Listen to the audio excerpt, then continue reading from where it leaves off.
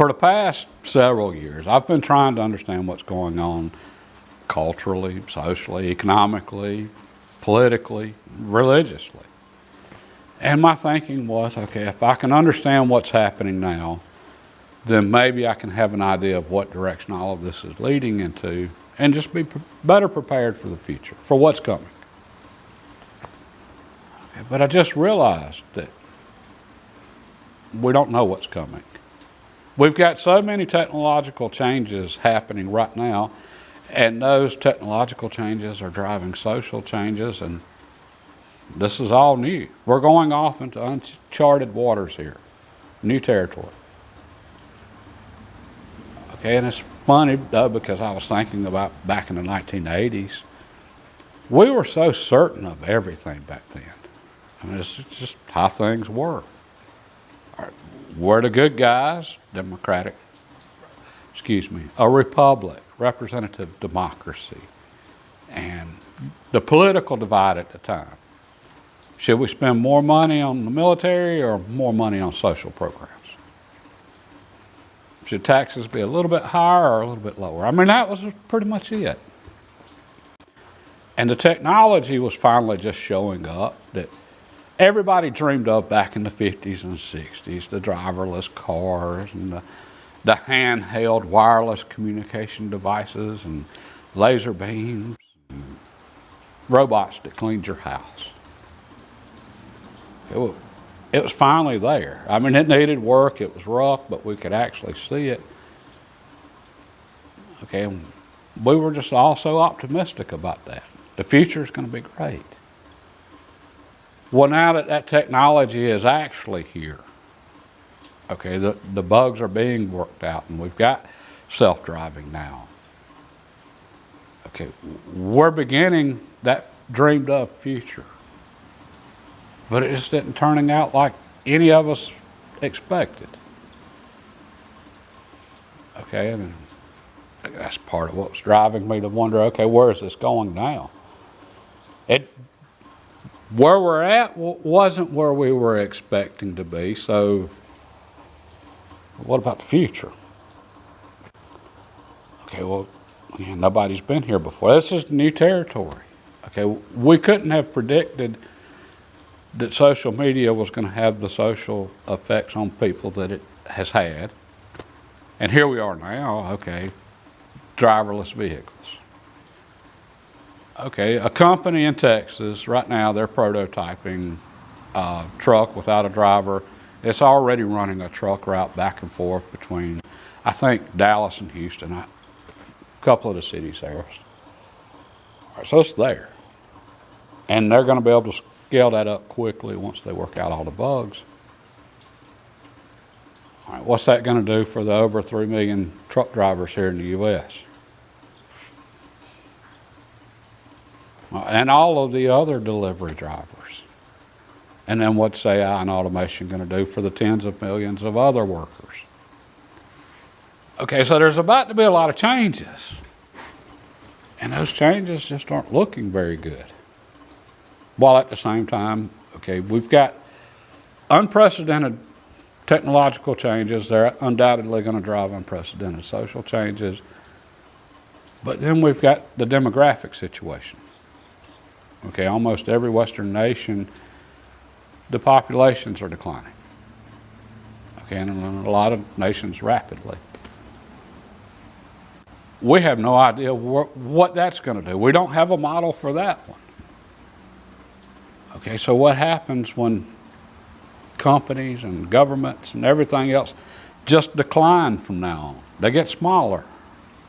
Okay, the technology, it can replace the workers, it can replace many of the engineers, and it can replace most of the programmers and so forth, and managers, supervisors. What's going to replace the customers? If the population's declining, I mean, okay, socialism can't fix that. Okay, UBI, Universal Basic Income, to make up for so many people losing their jobs. Okay, the theory is there, since the automation has put so many people out of work, we can just give them a check each month. All right, that sounds great. Nice little socialist program. Except for socialism's a Ponzi scheme. Socialism depends on the younger generation paying for the benefits of the older generation, and that's what keeps it going. All right, well, what happens when every year there's fewer and fewer young people to pay into the system? So you got a bigger and bigger population of older people being supported by fewer and fewer younger people. Governments can't just keep taking money from the younger people. And the governments are going to have to decrease in size. If there's not as many people, then there's not as much demand for government services. Socialist governments don't shrink, they collapse. Communist, socialist, whatever you want to call it. And I don't think capitalism can survive this either. Okay, let's say you work for an automotive company.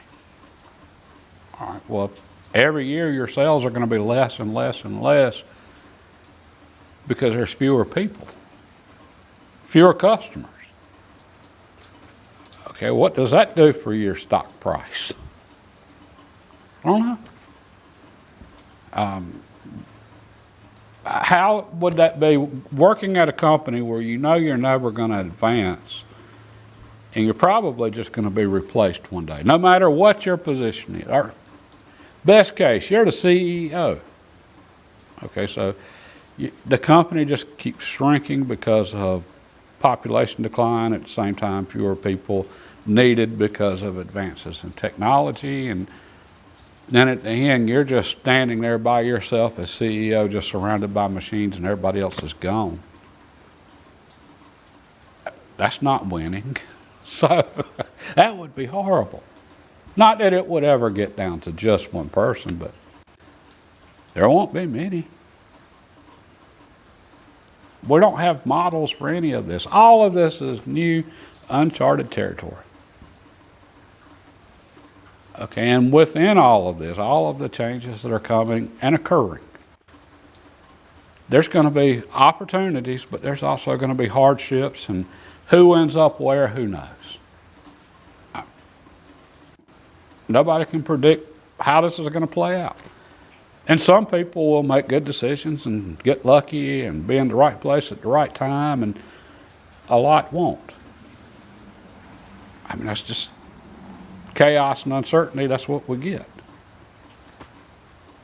So I started thinking about this more. Okay, how do we prepare if we're unlucky enough to be one of the ones just left out in the cold from all of this? And I'm not saying this is going to go badly for everybody, but it's probably going to go badly for a lot of people. How do we deal with this? And then that's when I realized that's what our culture is for. That's what our great stories are for. That's what our history is for. That's what our religion is for. It's not for the good times. It's Lord of the Rings. Most of you are familiar with that one. That story's not for the good times. It's for the hard times. That's what gets us through the hardships. Okay. So many great stories. George Washington. How many of you actually know anything about George Washington and all the hardships he endured personally during the Revolutionary War? Okay, and I still think a lot of Thomas Jefferson, an absolutely brilliant mind. But the real hero of the Revolutionary War and founding of America was George Washington. And Thomas Jefferson was brilliant, and the Declaration of Independence, that has had such an impact on the world. But George Washington's the one that was out in the cold with the starving, freezing troops, and at whatever age he was at the time, he wasn't a spring chicken by then. He was the one out there in the boat crossing the Delaware, enduring the hardships and motivating his troops. He wasn't leading from behind.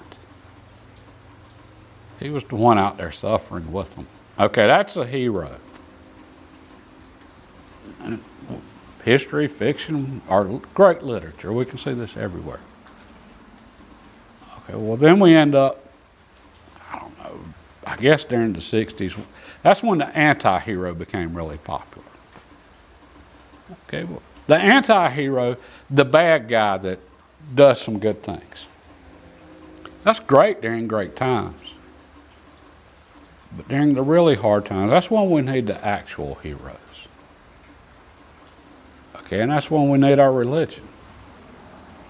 I mean, that is what has shaped so much of this. And Lord of the Rings, okay, that was purely fiction. Okay, so you look at that, that's just a story. And it was. But look at the man that wrote the story, J.R.R. Tolkien. Okay, he was a nerd.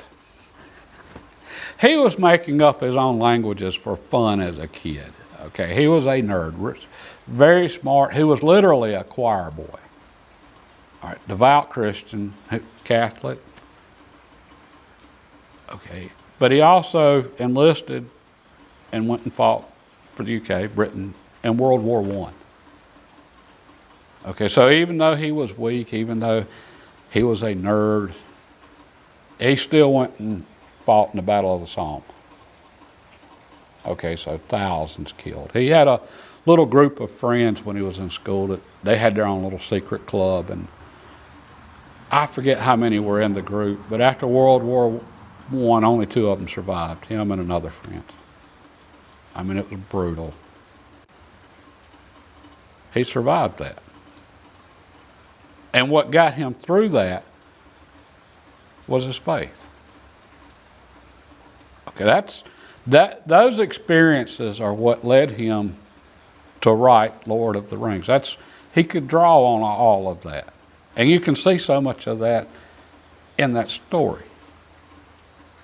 And this is the big, huge thing right here in all of this. This is the most important part of this.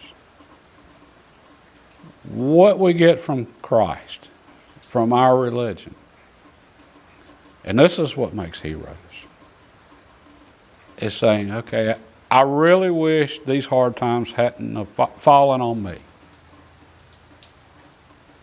But I'm glad that it didn't fall on others. I'm going to step up and take on this. So that my parents don't have to, so that my kids don't have to, so that my neighbors don't have to. I don't want this. But I'm going to take this on so that nobody else has to. Okay, that almost could have been a quote from Lord of the Rings. There was a section in there where Frodo was saying, I wish this hadn't fallen on me. Okay, well, Tolkien wrote that. He not only wrote that, he experienced that. World War I, watching everybody die. He didn't want to be there. He didn't want that to fall on him. But he stood up and said, I'll go. And where he got that from is from Christ. Christ said, I don't want this. But Lord, if it's your will, okay. Washington didn't want to be in Valley Forge in the winter of, I guess, 1777, 8. I mean, it was horrible. But he stood up and, okay, I'll do this. I don't want it, but I'll do it. Okay, that's a hero. And where we're heading now for a lot of us, we're going to have to step up and be heroes. I mean, it's the hard times we're going to experience, we're not going to want them. But we should be thankful they fall on us so that we can work through them and we can make this as it should be and we can solve these problems so that others don't have to. That's the scale of change we're fixing to deal with. And I think that's going to be comforting for so many of us when we find ourselves in difficult situations. And so many of us are in difficult situations right now. I mean, just look how many people are wasting their lives away. Just TikToks and videos and drugs and video games. How many addicts do we have right now? How many suicides do we have at the moment? Okay, so there's a lot of suffering right now. With the technology that's coming, it's going to get worse. Okay, and we're going to have to be stronger. We're going to have to recognize when we get in those situations, okay, I don't want to be here, but I'm going to step up and change this so that others don't have to. Okay, I know that might have sounded like it was out there, and hey, maybe it is. That doesn't mean it isn't true. We are in uncertain times. We do not know how this is going to turn out. This is the adventure of our age, and we have all got a part to play in this. And individually, some of us are going to be struggling here in the near future because of the technological changes. Some of us are going to do really well. It's just so much uncertainty. But the way we be prepared for the challenges that we're likely to face here soon is we rediscover Western civilization. All right, so we go back and we read the great literature. And then we go back and we study our history and learn about our heroes. And we've got so many heroes to choose from here in the West. We've got no shortage of them. I'm not talking about the psychological psychopaths, Stalin and Mao and Castro, Pol Pot. I'm talking about Lord Nelson, George Washington, El Cid. I mean, pick one. We've got so many. All right. That's what's going to get us through this. And then we read about what inspired them. And that's going back to the Bible and Christ. The way we make this great is when times get hard, is we step up and say, I don't want this, but I'm going to take it on so that others don't have to. Okay, I know how I'm preparing for the future. I've got to finish building my castle here. God bless and have a great day.